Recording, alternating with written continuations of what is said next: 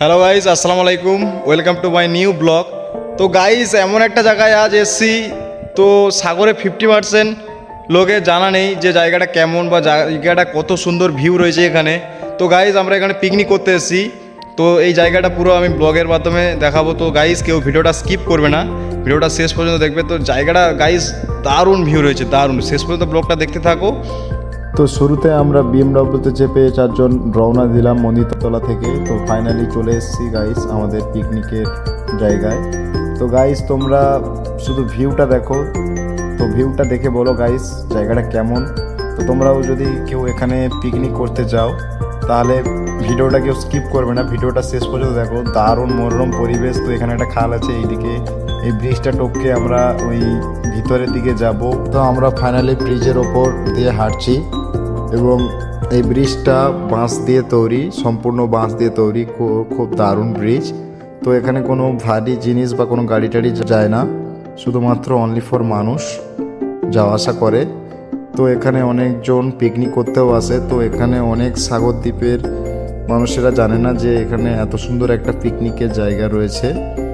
তো আমরা সেই জিনিসটা ব্লগের মাধ্যমে সম্পূর্ণ দেখাবো। তো আমরা ফাইনালি ব্রিজ থেকে নেমে সোজা এই রাস্তা ধরে হেঁটে হেঁটে যাব। তো পুরো ভিডিওটা গাইস দেখো, নাহলে তোমরা গুলিয়ে ফেলবে যে কোন জায়গাটায় গিয়ে পিকনিক করলে ভালো হয় বা কোন জায়গায় অসুবিধা আছে। তো এই রাস্তা ধরে সোজা গাইস হেঁটে চলে যাবে। তো দেখতে পাচ্ছ অনেক গাছ টাছ রয়েছে। এটা কি গাছ গাইস দেখে বুঝতে পারছো, ফণিমনসা গাছ। এইসব গাছ সাধারণত গাইস নদী অঞ্চলে হয়ে থাকে। আর এইদিকে একটা কাকিমা জঙ্গল দিয়ে হেঁটে আসছে। কাকিমা সাধারণত কিছু কাঠ সংগ্রহের জন্য এই জঙ্গলে এসে, এখানে অনেকেই এসে থাকে কাঠ সংগ্রহের জন্য, বিশাল জঙ্গল।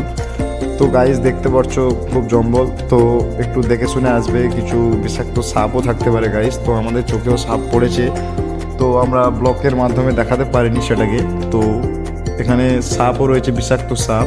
তো গাইস একটু দেখে শুনে আসবে।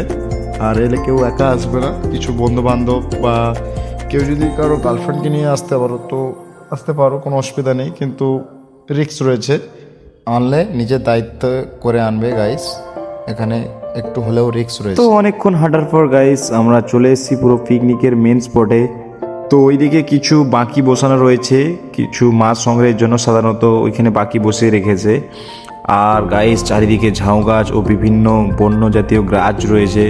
তো দেখতেই পাচ্ছ গাইস জঙ্গল জঙ্গল, তো ভিউ রয়েছে ওই সাইডে। তো আমি এখানে অ্যাকচুয়ালি এসেছিলাম চালটা আনতে, ওরা ভুলে গেছিলো। তো ডিগিতে চালটা থেকে গেছিলো, তো আমি ডিগি থেকে চালটা আনতে গেছিলাম গাইস। তো গাইস আমি এখন যাচ্ছি মেন পিকনিকের স্পটে। তো ওরা এখন গ্যাসটাকে রেডি করছে, আমি গেলে সব কিছু রেডি হবে। তো আরও চারজন আসছে আমাদের পিছনে থেকে গেছে। তো হাকিমদা, লালাদা ও রাজেশদা আর আনিসুদ্দা ওরা আসছে। তো ওরা আসুক, ভালোই মজা হবে। তো আমি এখন পিকনিকের মেন স্পটে চলে এসেছি গাইস, পুরো ভিতরে একদম চারিদিকে গাছপালা রয়েছে, একদম ফাঁকা নিরিবিলি এরিয়া। তো এখানে কোনো কেউ ডিস্টার্বও করবে না তোমাকে। তো দেখতে পাচ্ছ চারিদিকে গাছ আর গাছ, আর গাইস ভিউ দারুণ রয়েছে। তো এখানে আমরা পিকনিকের মেন এটাকে রেডি করেছি। তো দেখতেই পাচ্ছ গাইস জায়গাটা কিন্তু দারুণ ভিউ রয়েছে। তো তোমাদেরকে আমি ঘুরিয়ে দেখাবো। তো গাইস জায়গাটা কোথায় এবং অ্যাড্রেসটা আমি, লোকেশানটা আমি ভিডিও শেষের দিকে আমি বলবো গাইস। তোমরা যদি কেউ আসতে চাও তো আমি ভিডিও শেষের দিকে আমি পুরো জায়গার লোকেশানটা আমি বলবো ব্লকের মাধ্যমে। তো ওরা রাস্তা ভুলে গেছিলো, তাই ইয়াকুবদা ওদেরকে আনতে গেছিলো। তো দেখতে পাচ্ছ ওরা পরপর করে আসছে। এদিকে লালাদা ঢুকছে, ওদিকে হাকিমদাও এসছে। হাকিমদা কাঁধে করে কি আনছে গাইস দেখতেই পাচ্ছ, মিনারেল ওয়াটার। তো গাইস সবাই আমরা পিকনিকের মেন স্পটে চলে এসেছি। তো গাইস ফাইনালি আমরা একটু বিচের দিকে ঘুরু ঘুরু করতে এলাম।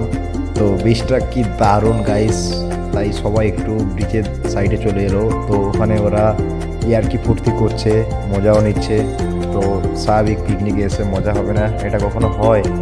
তো গাইস আমার তো জায়গাটা খুবই দারুণ লাগছে। তো পিছনে এটা কি বুঝতে পারছো, এটা জাহাজের জন্য বানানো। নদীর ধারে এসে কিছু পাবো না গাইস, তা কখন হয়? তো আমি এখন পেয়ে গেছি সাদা সোনা। তো দেখতে পাচ্ছ আমি সাদা সোনা গুড়িয়ে পেয়েছি নদীর ধার থেকে। তো এইগুলো সাধারণত নদীর ধারেই পাওয়া যায়। আর গাইস এদিকে ভিউটা দেখো গাইস, কোটি টাকার ভিউ গাইস।